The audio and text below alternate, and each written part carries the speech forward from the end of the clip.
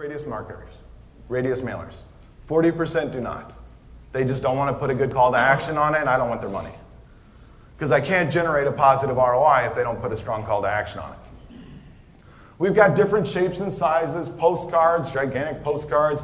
I mean, I want you guys just to kind of see a flavor of all the different types of media that we send out. And everything is designed to generate leads. You know, the home performance industry has really been taking off for us. We have one guy called, small little guy, says, can you build me a program for home performance? Now we've got like 15 contractors, home performance contractors buying our home performance program. So this is how I get into new industries, right? This is how we continue to grow and evolve. But there's all kinds of stuff that we can do to help you if you want our help. Okay? If you have, these are other examples, just other examples. Some people love newsletters. I don't know why, but they do. If you love newsletters, rest assured we have newsletters. We do them quarterly. But all the newsletters have a lead generating form on them because I don't want to send out newsletters without generating a lead off of it because then I can't correlate an ROI. Okay? If you want to custom design something, understand that we can customize it for you or you can customize it yourself. This is Al Wood of Dan Wood, Heating, Cooling, Plumbing, Electrical. Plumbing, Heating, Cooling, Electric. That's Al sitting up at the desk. I'll use the pointer if it works. I don't know how to use it. But anyway, that's the guy sitting up there at the desk. You'll notice that nowhere on any of the media does it say carrier. It doesn't have a carrier picture. Dan Wood is a carrier dealer, right? I mean, he's whatever their trophy is. It's carrier, world-class carrier dealer. But there's no reason to build brand equity for carrier. Let them invest the money to do that. We want to promote Dan Wood because that's his company. Okay? Now, there's one other caveat I want to point out. All of our media can be dual logoed. So if you're eligible for co-op dollars, we can vary the logo. We always have your logo on it, but we can vary the manufacturer's logo on every media so that you are eligible for co-op reimbursement. So if that's important to you, if you're not burning up your co-op dollars already, we can help you with that to help offset the marketing cost. If you sell more than one piece of equipment, you sell train, carrier, and everything else, understand that we can vary the logo based on the equipment you sell in the same company. Again, if there's anything that you guys can take out of here is understand that it's worth a little time to scratch off that lottery ticket. There's a lot of money in your database. I don't care if you want to try to call them, send out postcards, write letters, hire a company like mine, whatever you want to do. Understand it's an extremely valuable asset. Some of you guys have databases of 30, 40,000 households in your database. I go, what did you done with that? Nothing. I literally go to so how many customers do you have in your database? I got 50,000 customers in my database. How long does it date back? 40 years. Great. I got to try to resurrect 40 years of customers. But, you know, the point is there's money there, and it's less expensive than acquiring new customers. Does that make sense? Are you guys following my drift? I'm telling you the God's honest truth. Yes, sir? Hey, Kirk, in a company like mine where we have QuickBooks data, yes, sir. Then we have Outlook data, and then we have contact data, and there's probably overlapping across all these records. What do you do with a small company who has different databases? Do you have to sit down with them to get us to qualify? I don't. I don't. I just ask for you to email me the data. You can lock it up, you can zip it up, you can password protect it. If you want, I'll create an FTP site for you. You can drop it in. You got to send us the data, and then we fix it. You know, I used to offer like, hey, I'll design you a radius mailer for free if you sign up in 30 days. God, I hate that stuff. But anyway, in 2012, if you would have called me and said, Kirk, I want to sign up, I would have said, great. Are you willing to invest a couple grand to clean up your database? 90% of you would say no. And then I learned something very valuable in the 2.5, almost 3 years I've owned the company.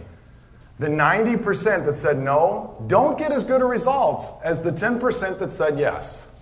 As you can imagine, cleaning up the data was a major factor on the ROI that my customers received. So in 2013, we've changed the rules. I'm willing to lose a couple grand. It cost me about $2,000 to clean up your database. There's all kinds of things that we do with your data. Nothing like outside of your interest, right? I mean, we don't do that. But we fix addresses. We find out who lives there now. We identify what your repeat customer rate is. We try to determine your service area, where you're focusing your effort. There's a lot of work that goes into database analysis. We probably spend $1,000 worth of effort just put it in the right order. Because a lot of it's manual. And if you guys ask me what the biggest thing I was concerned about presenting to 100 business owners is capacity. You know, in 2013, we said, we're not going to charge for the $2,000 anymore. If all of you guys exported your databases to me, I would cry. I cannot do it that fast. It literally takes me a couple weeks to fix a database. I, of course, have to take care of my current customers because they're the ones that have always paid us, right? I got to take care of them first. Anybody who sends us their database, we get to it as quick as possible. It takes a couple weeks worth of work. We have the capacity to do about 10 database cleanups a month. This month, I've already got 3 databases. 2 are from mortgage companies with over 100,000 customers now. So understand, I will get to it. If you're willing to spend the time to figure out how to export your database and email it to me, I will keep you informed on where we're at. I will let you know what the results are. And I will give you options. If you want us to help you with marketing to that database, if you say, you know what, I don't need your help, I won't help you. I'll say, you know what, I spent $2,000, God bless you. I will. Because it's more important to me that if you do decide to do business with me, I can get you better results. So I'm willing to bite the $2,000. And it's not a time-sensitive thing. If you guys send it to me this week or next month or 3 months from now, that's fine. Whenever you want to grow your business and get your database cleaned up, we'll help you at that time. I'm literally growing so fast I can't hire people fast enough. Real estate's coming back, mortgage is coming back, banks and credit unions, contractors are our fastest growing industries. I won't be hounding you, but if you want my help, I will help you, I promise you. And it'll be very valuable. There are studies done about this, not by me. People have written books about this. If you can just retain 5% more of your customers, you can potentially generate an extra 75% in sales. Might be a little high for your industry, but there's books written about this. So is customer retention important to you? It better be. It better be. Otherwise, Mike mentioned it earlier. It's like you bring somebody in, you put them on the treadmill. They ride down the treadmill and then they fall off the treadmill. Now you got to spend more money to get somebody else back on the treadmill. It costs you hundreds of dollars to get somebody on the treadmill. For a company like mine, because people like to know what pricing is, it's about $1 per month per household. It gets cheaper with volume. So if you have like 1,000 customers in your database that you want us to continuously maintain and pull leads and referrals from, it's about $1,000 a month. It's a little bit cheaper than that, but just kind of put it in ballpark perspective. If you've got 50,000 customers in your database, you can imagine that we're probably not going to start out marketing to 50,000 customers in your database, but it gets cheaper with volume. Okay? So I just want to put that in perspective. If it costs you $200 to win a customer and it costs you about $1 a month to maintain them, it's a pretty good investment. And that's what lots of industries pay us, so we know that that's a pretty good market price. Okay? Go ahead. With that, when you're saying it's $30 a person, that includes everything from start to finish? Everything. All's included. All inclusive. The pieces. No extra charges, yeah. We do charge for graphic design work.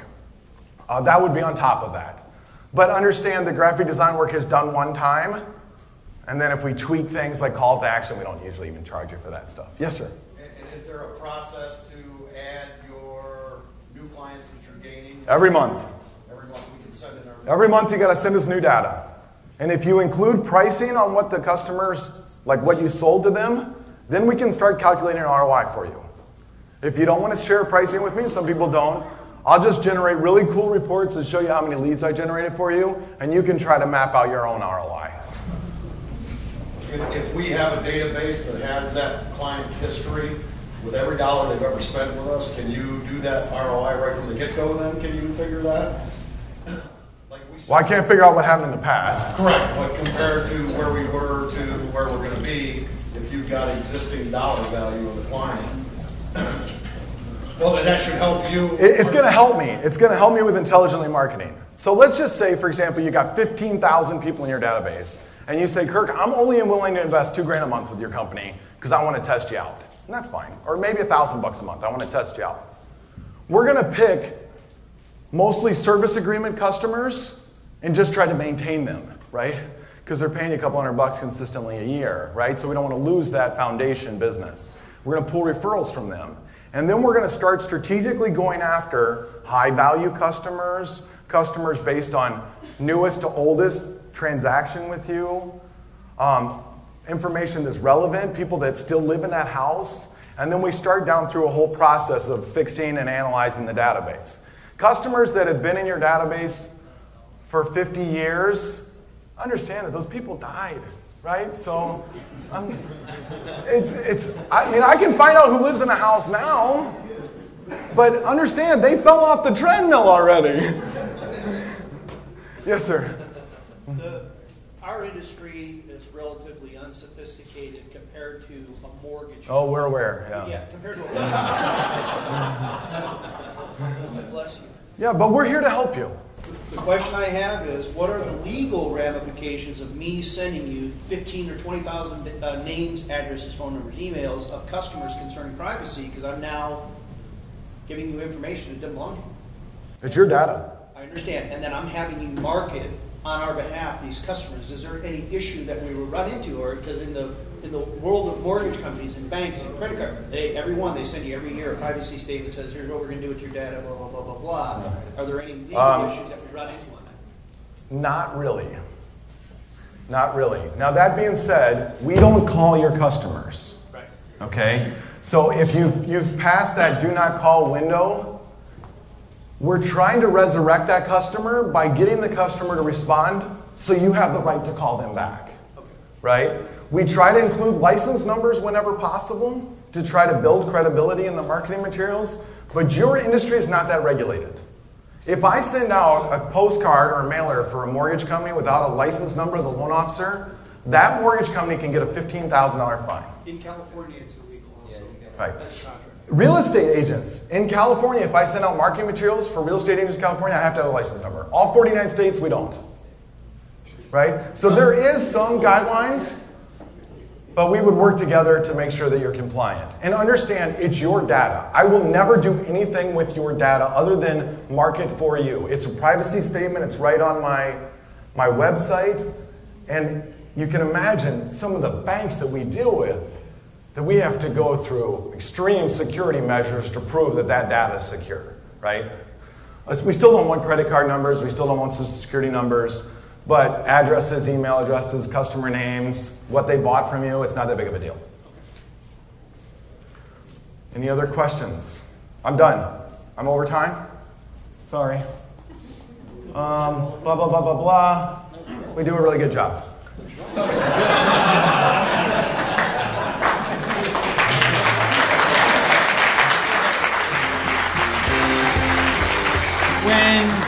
When we talk about, what is the R word?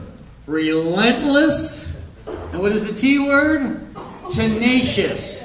You are looking at him. This is the guy. Thank you, Kirk. Thank you. Good energy. Way to go. Now you, hold on a second. We're not done yet. Whoa, there's more? And yet there's more. We've got a 15-minute break, and then you don't want to miss the way in which Rick Picard will be introduced. You miss out on that, shame on you. You got 15 minutes.